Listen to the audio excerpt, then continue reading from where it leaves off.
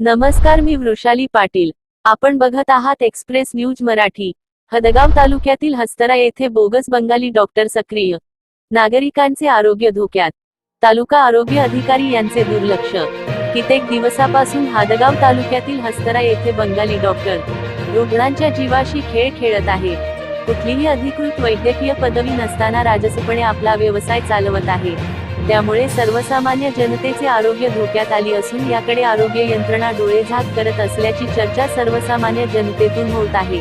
अशा बंगाली विना पदवी डॉक्टरांवर कार्यवाही झाली पाहिजे, ही सुद्धा मागणी सध्या सर्वसामान्यतून जनतेतून जोर धरत आहे.